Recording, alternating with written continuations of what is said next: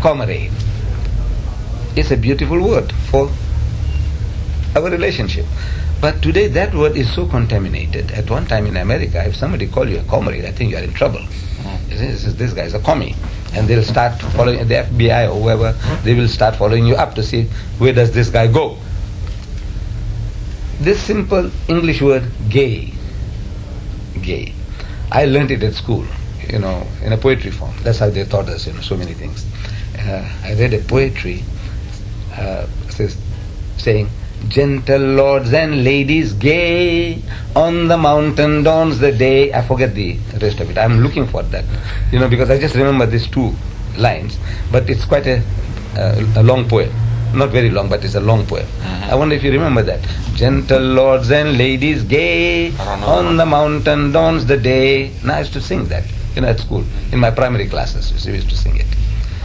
So, beautiful word. Gay. We used to describe people as very happy and gay. He's a joyous fellow, he's oozing with happiness, you see. He's a gay fellow, very happy and gay, joyous fellow. That's what we meant. Right. Now, as I'm growing older, I'm reading in the newspapers for the first times the word gay appearing. But I don't get the joke. Something to say about gay in our newspapers. Well, say after my teens, maybe around the 20s, when I was around 20, 25, going on. I'm reading the word gay, and it doesn't seem to click in my mind with what I know about gay. But still I don't catch the joke. What is it all about, I don't know, you see. And it carries on and on and on, gay, gay, gay. I'm getting more and more shocks, and it took me a long time to know what they're talking about. They're talking about sodomites. Okay? But now they use the word gay. But it was an innocent word. Now I can't say Mr. Mark and John are very gay people. I can't. You're going to take it as an offense. And it is. It should rightly be taken as an offense. So in its origin, the word is good, beautiful, gay, comrade. But in time, it acquires other connotations. And once it happens, we say we drop it. From our normal usage, we drop it. As a technical term for sodomites, it's still okay, it's okay, but not for our relationship. You find Mr. Deedat, so happy. You find what? A happy and a joyous fellow. But you won't use that other word. So, same thing to the word father. Oh. Beautiful term. But now, it has been contaminated with the idea of the only begotten Son. See, Jesus is the only begotten Son.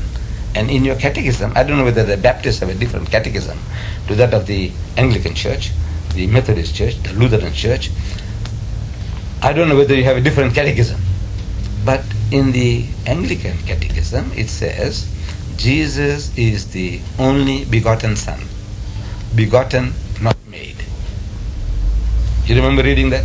Yeah, John 3:16. No. Oh, but in the catechism, we don't have those kind of teaching classes. But now, based on John 3:16, they say Jesus is the only begotten Son. Begotten, not made. Yeah. Now, when you said begotten, well, look, we can explain or we say understand. I say, is this what you mean? Because begetting is an animal act. It belongs to the lower animal functions of sex. Are you attributing such a quality to God, Mark? You say, no, I don't mean that. You see, you try and explain to me what you understand or what it means. Right? But I says, you see, Mark, you are creating a problem with me now. See, with my people now. We have an understanding when you say begotten. Begetting in English is an animal act. It belongs to the lower animal functions of sex. Can you attribute such a quality to God? You say, no, I'm not saying that. We say, whatever explanation. But now, when you say begotten, not made, now you are going out of your way to emphasize what it actually means. Begotten, not made. John, my son. Suppose he visits me a number of times, he creates a respect for me, although we are at variance. But still he respects me, I respect him. And I say, John, my son, my son. And if you know our family is better, I visit him at home one day with my friends, and I'm asking his mom and dad, where's John, my son? He said, no, he's just gone out to be back just now. And John returns. And we Eastern people, like Arabs and Jews, we embrace one another, and we kiss one another. Right? We sit down to chat. My companion, who doesn't know our relationship, He's asking me, is he really your son? I said, no. This young man, he loves me like a father, like an old uncle, like a grandfather. He calls me dad, grandpa, whatever he calls me, and I call him a son. No problem, John, no problem. I know John won't object, his mom and dad won't object. But instead I said, yes, he's my begotten son. Now if he understands English, he knows what it means. I said, yes, he's my begotten son.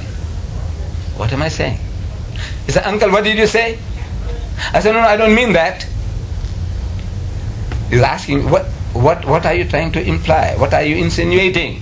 I said, no, John, I don't mean that. What you're thinking of what it means. I'm not, but I'm still telling my companion, doesn't he look like my Yusuf at home? What am I saying? I'm saying he's a bastard. It's in a most beautiful language.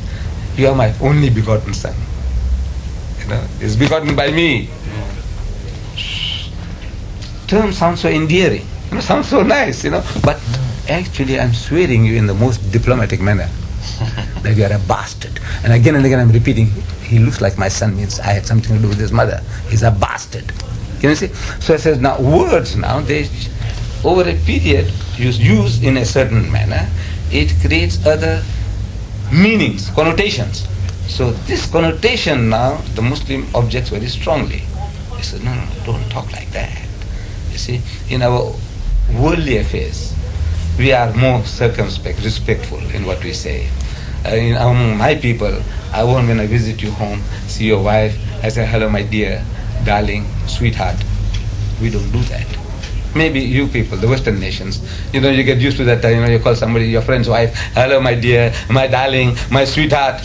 You say, you pinch her. I said, we don't do that, you see. We are still particular with the terms that you use. So when we are so circumspect with regards to the terminology we use between ourselves, we ought to be. Don't call people by anyhow the way you like, you know. You address the people with respect, Mr. Deedat, or you know, uncle, or whatever it is. You don't just come along and treat a guy, you know, roughshod as you like the old guys used to do. You know, you coolie, you this and that. You don't do that. Maybe what you have in your heart, that's your business between you and God Almighty. But between our own relationship, it says no. You don't use certain terms and expressions. So this term, father, is removed from the religious terminology of Islam. It's never used because it's contaminated. Otherwise, to me, the loving Father in heaven, though you say that there are people where as soon as you say father, the fathers have been molesting their own children. Yeah. Their old 3-year-olds and 5-year-old daughters and their sons. I've been reading, fathers sodomizing their own sons, not stepsons, own sons. And regular churchgoer at that. In the community, the guy is a very, very good fellow. You know. He's a very religious guy. You know, he never missed his church services. But the guy is sodomizing his 3-year-old and 5-year-old children. So you talk to him about the loving father. He's got some other pictures. Father. So, you know, how the mind reacts. So, fortunately, I think for the Muslims, this term is eschewed. We don't use the term. But to me, by itself, I say nothing wrong with the term, except that it is now contaminated. Okay. Yes, Mark. Thank you. That was a good answer. I have another question. Yes, Mark, please. I know that, in fact, Craig, when we were here, I hope you get a chance to view that video. I will. I just kept... I know you're busy. But Craig was asking, I think a young man was Mohammed that was with us. Mohammed Saeed, yes, we have a young man. Very nice young man. Nice young man. And then the other African chap we talked to on the second